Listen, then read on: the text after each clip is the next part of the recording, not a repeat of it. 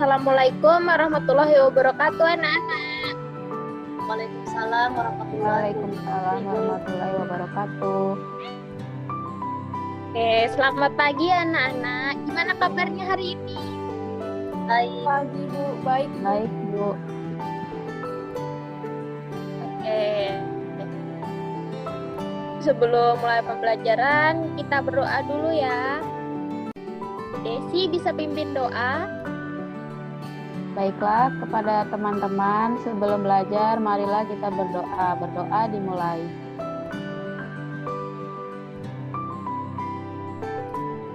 Berdoa selesai. Sudah, Bu. Oke, terima kasih Desi. Baik, Bu. Oke, sebelum mulai pembelajaran hari ini, Ibu mau memperkenalkan diri Ibu. Perkenalkan, nama Ibu Sarita Kumala, NPM Ibu 1986206111. Oke, di sini kita akan belajar tentang bahasa Indonesia ya. Next. Nah, di sini kita akan membahas tentang gagasan pokok. Nah, sebelum itu lebih lanjut, Ibu akan membacakan pengertiannya dulu ya. Oke. Gagasan pokok adalah ide yang menjadi pengembang paragraf. Ide pokok terdapat di kalimat utama dan di setiap satu paragraf hanya ada satu ide pokok. Next. Oke.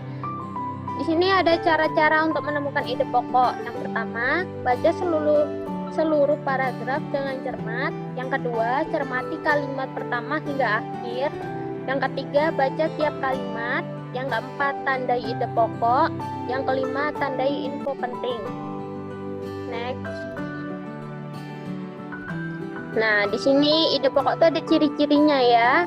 Yang pertama, berwujud kalimat umum. Yang kedua, di dalamnya memuat suatu topik atau inti permasalahan yang berpotensi untuk bisa diterangkan dengan lebih mendetail. Yang ketiga, letak gagasan utama bervariasi. Hal tersebut tergantung dengan jenis paragrafnya. Dapat berupa di awal, akhir, ataupun akhir paragraf. Nah, yang keempat, biasanya ada di dalam kalimat dengan unsur lengkap tanpa penggunaan konjungsi atau transisi. Nah, ide pokok itu punya jenis-jenis juga ya. Yang pertama itu deduktif, yang kedua induktif, yang ketiga variatif atau campuran. Next. Nah, di sini kan setelah Ibu memberikan penjelasan tentang ide pokoknya, di sini ada salah satu contoh soal ya anak-anak. Ibu akan membacakan soalnya. Kalau yang tahu angkat tangan. Contoh soal yang pertama itu, pupuk organik merupakan jenis pupuk yang berasal dari sisa-sisa makhluk hidup. Pupuk organik ini bisa berasal dari kotoran hewan. Selain itu, kotoran manusia juga bisa dibuat menjadi pupuk jenis ini. Sisa-sisa tanaman juga bisa digunakan untuk membuat pupuk organik. Nah, dari soal yang udah Ibu bacakan, ada yang tahu nggak gagasan utamanya itu apa? Ada yang tahu?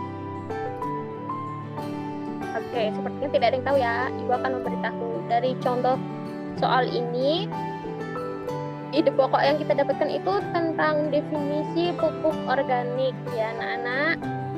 Oke, yang kedua, next. Nah, ini contoh soal yang kedua. Pohon memberikan banyak manfaat bagi manusia dan makhluk hidup lainnya. Pohon berperan sebagai sumber makanan, obat, serta bahan industri. Salah satu peranan pohon yang paling penting yaitu sebagai penghasil udara segar. Nah, dari contoh soal ini ada yang tahu nggak? Apa gagasan pokok? Ayo, ada yang tahu? Tahu. Oke, dari kalimat ini gagasan utamanya yaitu manfaat pohon bagi kesehatan. Terdapat di akhir paragraf ya. Oke, sekian pembelajaran hari ini anak-anak. Selamat siang. Mohon maaf jika ada salah kata ya. Oke, sebelum kita mengakhiri pembelajaran hari ini, mari kita berdoa ya. Ibu yang pimpin doa. Berdoa dimulai. Berdoa selesai. Oke, sekian dan terima kasih. Ibu akhiri. Wassalamualaikum warahmatullahi wabarakatuh. Waalaikumsalam warahmatullahi wabarakatuh.